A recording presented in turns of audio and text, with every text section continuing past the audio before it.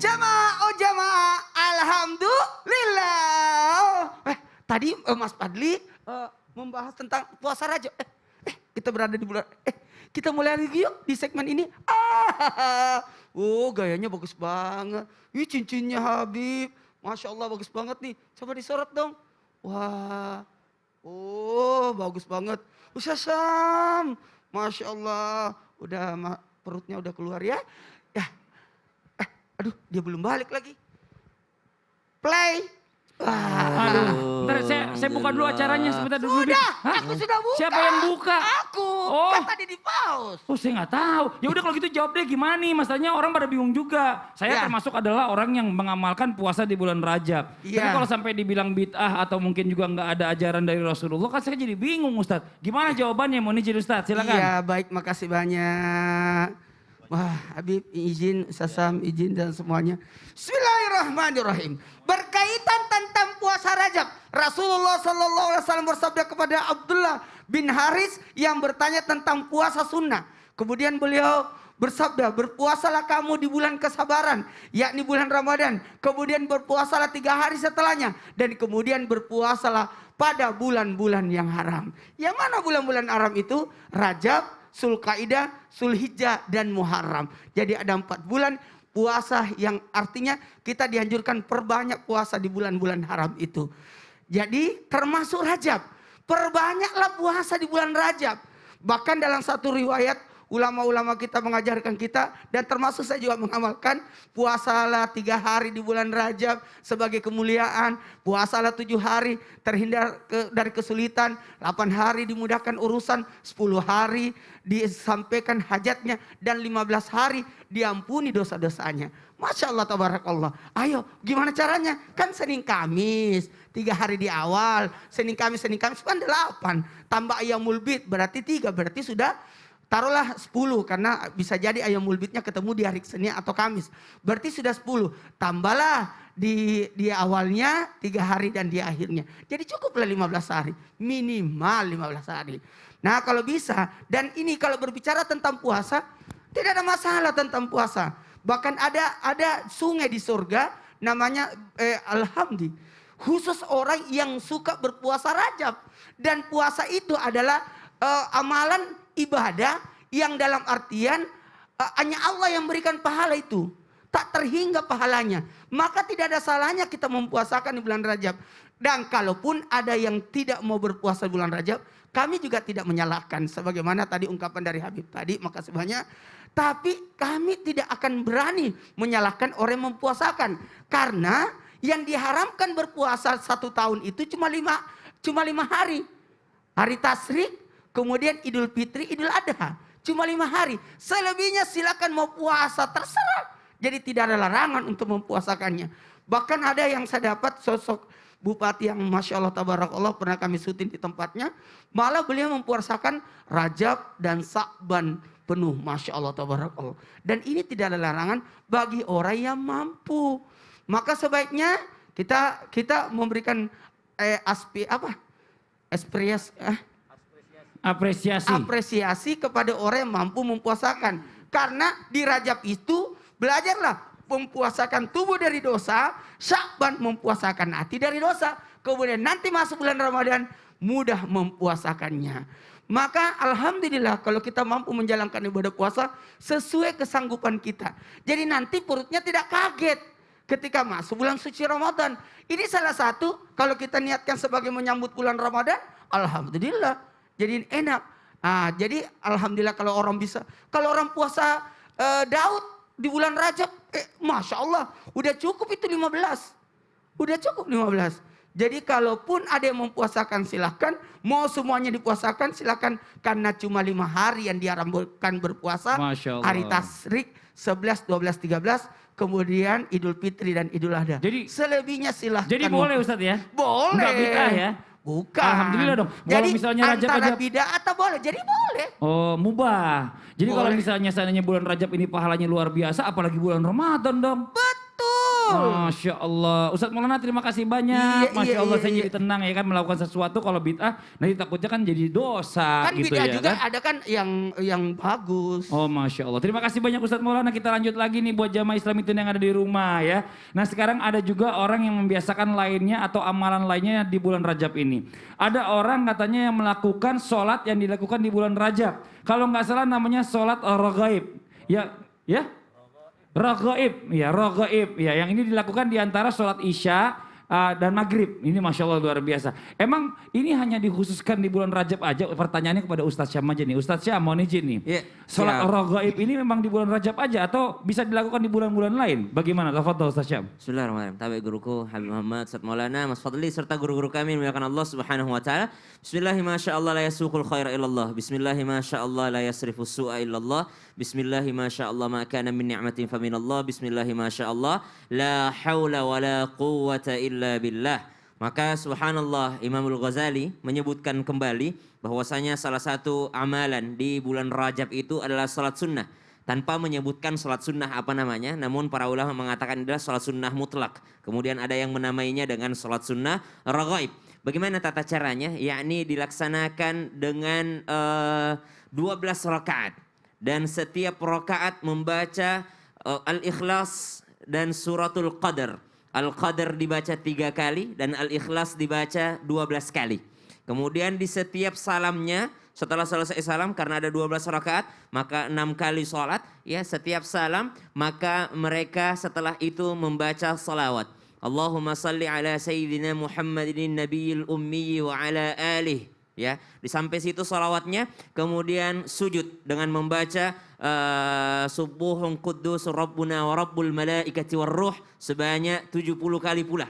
Kemudian bangun lagi memohon ampun kepada Allah Subhanahu wa taala, kemudian sujud kembali, kemudian bangun meminta apapun hajatnya kepada Allah Subhanahu wa taala. Dengan jumlah 12 rakaat dengan masing-masing bacaan tadi 70 kali, bacaan dalam salatnya Al-Fatihah, setelah Al-Fatihah baca Al-Qadr 3 kali, kemudian baca Al-Ikhlas 12 kali. Begitupun rakaat kedua, ketiga, keempat dan selanjutnya disebutkan oleh Imam Al-Ghazali. Kemudian dikomentari pula oleh Imam Ar-Ramli mengatakan bahwa sebenarnya sholat ini adalah sholat yang diadakan atau ulama-ulama baru yang menyebutkannya. Berarti tidak didapatkan riwayat-riwayat daripada baginda Nabi SAW jikalau dengan riwayat. Ya, begitu pula dengan Imam An-Nawawi juga mengatakan bahwa penjelasan tentang sholat sunnah ini adalah sholat sunnah yang lemah dalilnya. Akan tetapi tidak dikatakan bahwa diharamkan untuk sholat sunnah ini. Kenapa? Karena sholatnya benar, bacaannya juga benar. Karena bacaan setelah suratul Fatihah itu adalah sesuatu yang dibolehkan saja. Bebas orang membaca setelah suratul Fatihah. Ada yang baca surah Al-Ikhlas silahkan, ada yang baca surah Al-Kafirun silahkan, kemudian membaca surah Al-Qadr pun silahkan, maka melaksanakan sholat sunnah. Adapun Imamul Ghazali adalah seorang yang sangat hebat. Tidak nyampe ilmu kita. Tidak ada ulama yang bisa menyampai ilmu daripada Imam Al-Ghazali. Kalau dikatakan, wah Imam Al-Ghazali mengada-ngadakan amalan. Oh tidak mungkin. Seorang beliau adalah seorang yang sangat dekat dengan Allah Subhanahu wa taala. Bahkan seorang waliullah. Jadi memang ada beberapa riwayat-riwayat teman-teman. Kita tidak boleh mencarinya. Tidak sampai mungkin kepada baginda Nabi SAW diriwayat. Namun nyampe kepada para ulama kita. Karena mungkin saja bertemu dengan baginda Nabi SAW dalam mimpinya. Atau bahkan diajari langsung oleh sahabat baginda Nabi SAW. Kita harus tahu bahwa ada sahabat Nabi yang masih hidup sampai sekarang. Siapa dia? Nabi Khidir alaihissalam. Nabi Khidir alaihissalam itu hidupnya sepanjang usia dunia ini. Siapa yang mengajarkan Nabi Musa alaihissalam? Nabi Khidir. Siapa kira-kira yang mengajarkan Ashabul Kahfi untuk lari ke goa? Nabi Khidir. Siapa yang mengajarkan sesuatu yang mungkin kita baru dengar sekarang? Subhanallah, ulama kita tidak mengadakan amalan, akan tetapi mereka belajar langsung. Mungkin yang kita tingkatannya tidak sampai ke sana. Selama tidak ada dalil yang mengharamkannya atau bukan sesuatu yang baru yang mungkin menyalahi syariat, maka silahkan diamalkan. Masya Allah. Jadi kalau nggak melanggar syariat, nggak merugikan orang banyak, silahkan aja. Orang sholat sunnah kok, sholat sunnah mutlak. Terima kasih banyak Ustadz Syam yang menenangkan hati buat orang yang mau melakukan amalan-amalan atau ibadah di bulan Rajab ini. Nah sekarang kita coba masuk dulu ya ke pertanyaan-pertanyaan yang ada di Instagram Islam Itu Indah. Kita jawab di segmen Tanya Dong Ustadz. Kami semua tanya dong Ustadz. Oke langsung aja kita masuk ke pertanyaan yang pertama. Yang pertama dari Instagram dari @kuetiaugoreng. Wah, ini nggak suka yang kuah nih berarti orang ini. Assalamualaikum Ustaz. Kan katanya Rajab bulan haram. Ya. Lah, saya gimana dong? Lahirnya di bulan Rajab. Bukan berarti saya mengandung keharaman kan Ustadz. Maaf ya kalau nggak penting pertanyaannya. Tapi ini terus kepikiran terus Ustadz katanya. Ustadz Maulana nih jawaban yang begini nih. Silakan yang pertanyaan aneh Ustadz Maulana jawab. Saya langsung jawab, selamat Anda lahir di bulan Rajab. Bukan celaka lahir di bulan Rajab. Tapi selamat lahir di bulan Rajab. Bulan-bulan yang diharamkan. Makna haram di sini dikatakan haram karena memiliki makna bulan tersebut diharamkan terjadinya pembunuhan, peperangan, diharamkan melakukan keharaman. Karena kenapa? Kemuliaannya. Jikalau kita melakukan kebaikan, maka kemuliaannya banyak kemuliaan didapat.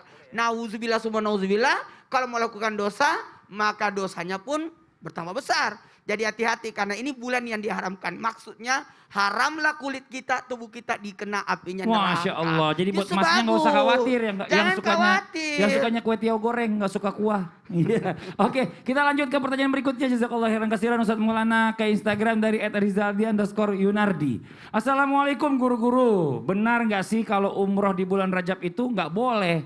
Karena saya sempat mendengar hal tersebut ketika saya akan daftar umroh. Mohon dijelaskan, terima kasih. Wah ini kayaknya nggak bisa dijawab pendek nih, harus dijawab panjang sama guru kita Habib Muhammad. Gimana Bib? Tafadhol Bib. Izin semuanya, sebelum kita jawab, kita harus tahu tuh maknanya Rajab. Rajab ini ada di dalam Al-Quran yang dikatakan minha arba'atun hurum. Bulan Rajab ini termasuk bulan-bulan haram. Makanya ada doa, walaupun ini khilaf antara ulama doa, tapi dalam kitab Azkar Al-Imam Nawawi dituliskan seperti apa yang dibaca pertama oleh Ustaz Maulana, Allahumma barik lana fir Rajab wa Sya'ban wa balighna Ramadan. Bahkan Imam Nawawi di dalam kitab Azkar itu menuliskan, aku berharap kitab ini sebagai rujukan yang mu'tamad. Jadi ini hebat. Jadi ulama-ulama kita ini Masya Allah. Allahumma barik lana fi Rajab wa Sya'ban wa balighna Ramadan. Ya Allah berkahi kami di bulan Rajab. Ya Allah berkahi kami di bulan Sya'ban. Ya Allah sampaikan kami di bulan Ramadan.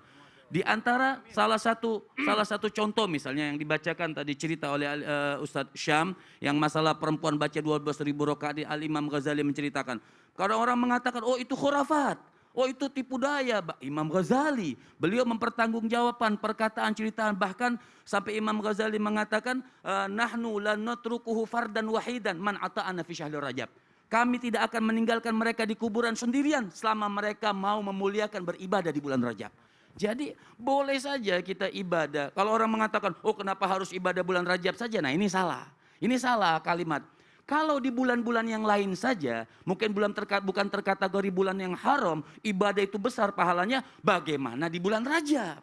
Harusnya seperti itu, bukan oh kenapa harus di bulan Rajab saja, tidak. Seperti orang baca surah Yasin, misal malam Jumatan, misal baca Yasin. Kenapa enggak hari-hari yang lain? Malam Jumat kan fadilahnya besar. Hari Jumat itu fadilahnya besar. Kalau di hari-hari yang lain baca Yasin besar fadilahnya, apalagi di hari-hari yang memang diijabah oleh Allah Subhanahu wa taala. Jadi maksud saya, bid'ah itu kan ada dua, artinya Al-Imam Syafi'i jelas ada bid'ah hasanah, bid'ah madhmumah, ada bid'ah yang bagus, ada bid'ah yang jelek. Nah bid'ah yang bagus ini ulama-ulama nyampaikan sesuai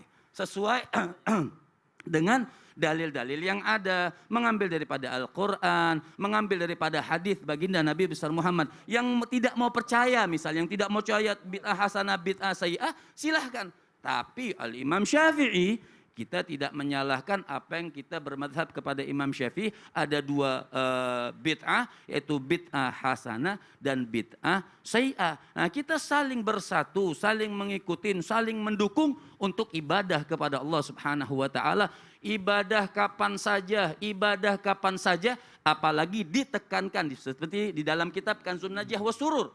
Apa yang harus kita diperintahkan untuk di bulan Rajab ini? Memperbanyak zikir, memperbanyak puasa, memperbanyak sholawat kepada baginda Nabi besar Muhammad sallallahu alaihi wasallam. Apalagi kalau bisa umroh. Umroh di bulan Rajab jadi boleh. Di antaranya umroh misalnya. Umroh pas malam 27 Rajab ada di Mekah. Itu kan peristiwa yang agung. Memang nggak ada dikhususkan, itu tidak ada memang. Tapi seandainya kata kita berkeyakinan, ya Allah, itu Nabi dari Mekah sampai ke Palestina di Isra wal Mi'rajkan oleh Allah Subhanahu Subhanahu wa taala. Kita pengen bersama Rasul ketika hari Isra wal Mi'raj. Boleh. Artinya tidak ada permasalahan. Umroh kapan saja di waktu-waktu yang diperbolehkan oleh Allah Subhanahu wa taala. Karena itu ibadah yang bagus, ibadah yang baik. Ngomong-ngomong ceramah pakai masker ngap saya. Iya, tapi itu kan bagian dari napak tilas, mengenang sejarah, ya kan? Jadi mengingat makin cinta kita sama Rasulullah. Artinya semua ibadah bagus Masya selama Allah. itu memang betul dan baik. Ada Makasih contohnya. Siapa Makasih yang umrah banyak. di bulan Rajab